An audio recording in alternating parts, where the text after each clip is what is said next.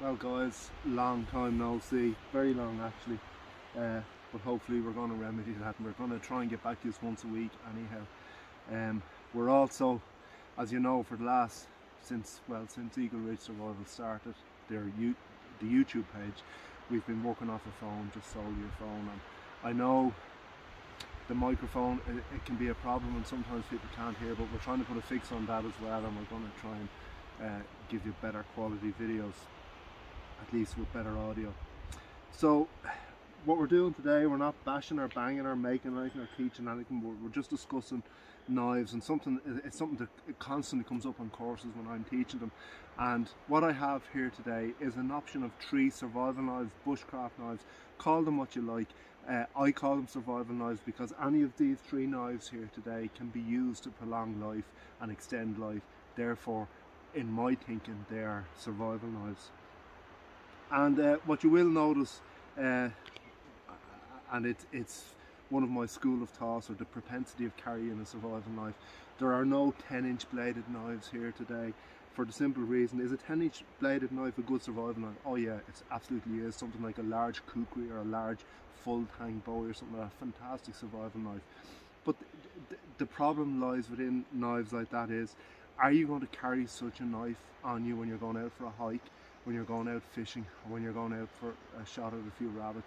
And let's face it, survival doesn't happen in the sitting room at home, or it shouldn't, and it happens when we are going out into pursuit of other activities where we may become injured, lost, or whatever. So to have a knife on you that you would like and enjoy to punch a rabbit with or gut a trout with is very sensible if this is one of your pursuits, and that knife can then double up as a survival knife. So it's a no-brainer. Like, I mean, to be honest, if you brought a 10-inch bladed knife out rabbit shooting, you'd be laughed out of the field. It's just ridiculous.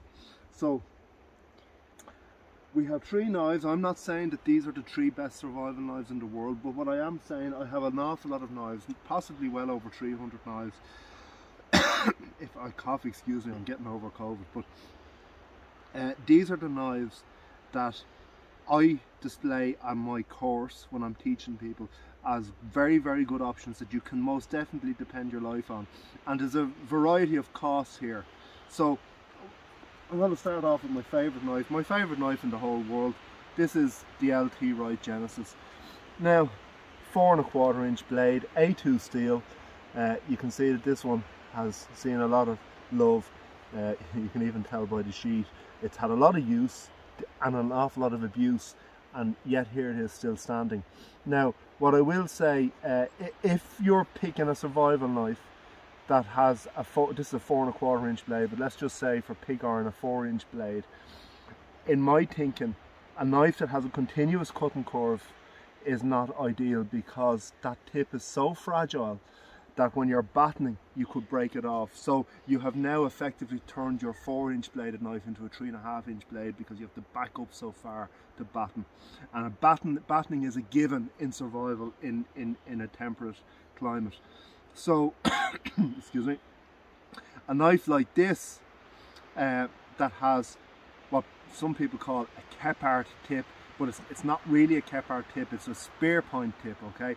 Now this tip, I have given this incredible abuse, and you can batten on it right out to the very, very edge, and this makes this a very, very, it's a very robust knife and really capable of anything that you need within survival.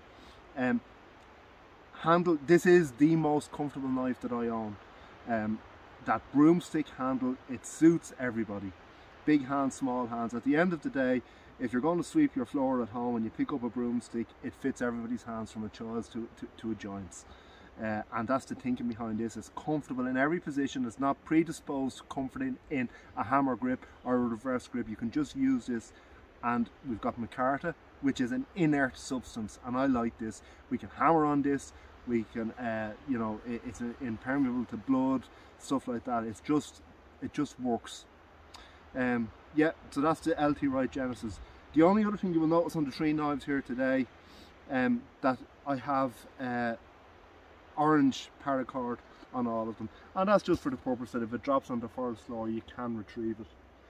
So we're looking at about €300 for a knife like that, but trust me, it's worth every penny of it. It's worth beyond the price that you pay for it. This knife is brilliant, and you guys that follow me, you know I'm an Lt Wright ambassador here in Ireland, but to be perfectly honest with you, I'm not a sales guy and I'm not a marketing guy. But this knife found its way onto my logo long before I was an ambassador for the company, because the knife is so good.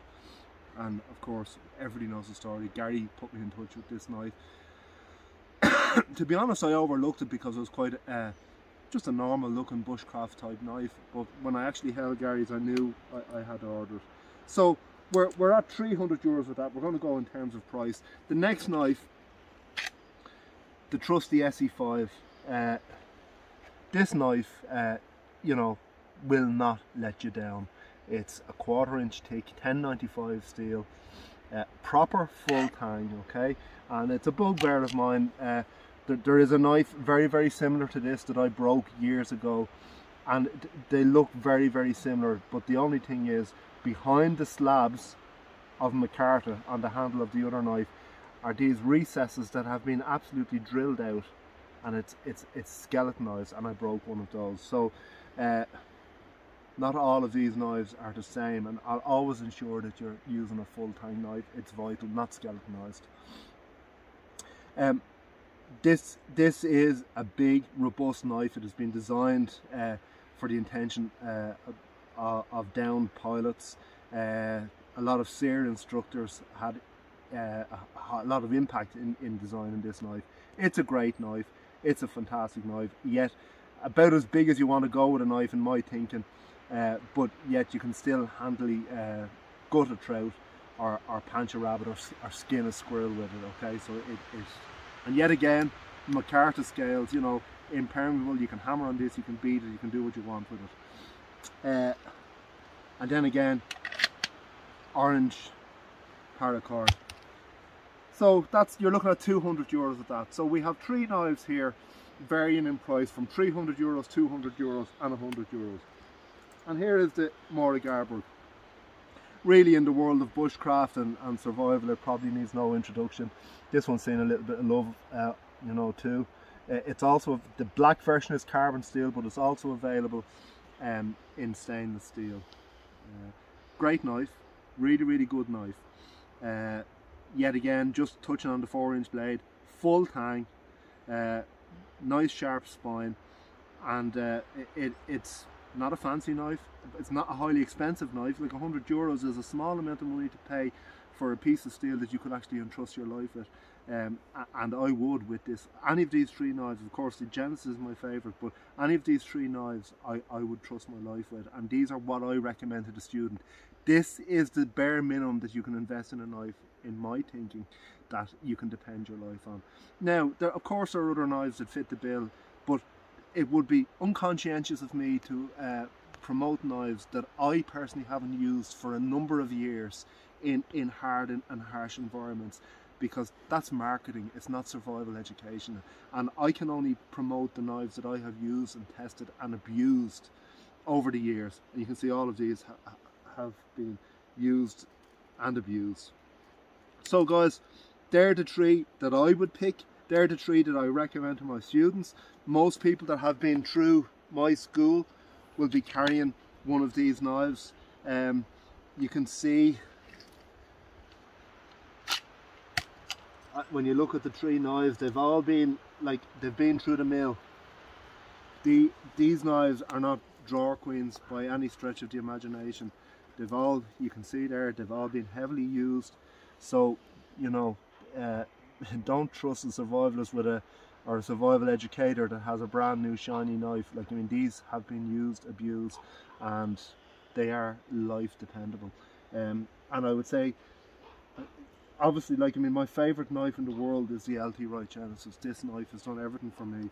But if you can't stretch to 300 euros and your budget is 100 euros, I would be looking at the Garberg, the Mora Garberg Black. And if you've got about 200 quid to spend, I'd be looking at the ESEE 5. Now, there are a few caveats with some of these knives here. ESEE do not provide a 90-degree spine on this knife, and I think that's a flaw, and I really do think they should up their game with that. It wouldn't cause a lot of trouble for them to put a 90-degree spine.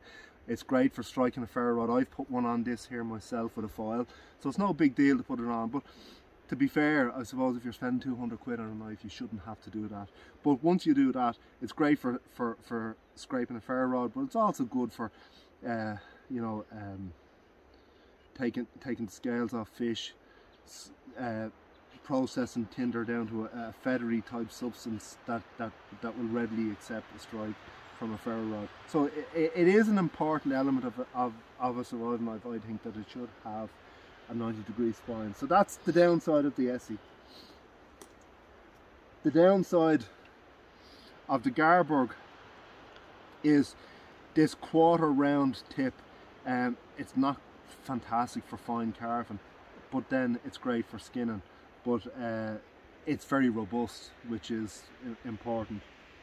And then we have the Genesis, which actually absolutely has there's no downside to the Genesis. They're very well, it's not reinventing the wheel. It's an old type design of knife, but it works very, very well. And that, you can see the difference in tip here. How more suitable this is for fine carving, and yet there's enough belly on it that you can skin. So very well thought out knife, and in my thinking the best bushcraft knife in the world.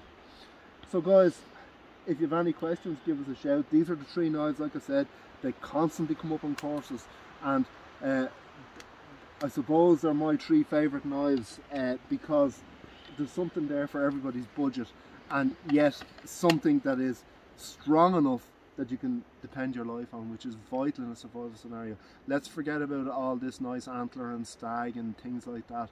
It looks great, but it mightn't get you home. But what we have here is dependable workhorse knives, and that's what you want to be looking for. So guys, hope to see you during the week. I really am going to put a lot of effort into having a video up every week as of from now. So thanks for dropping by, guys. See you soon.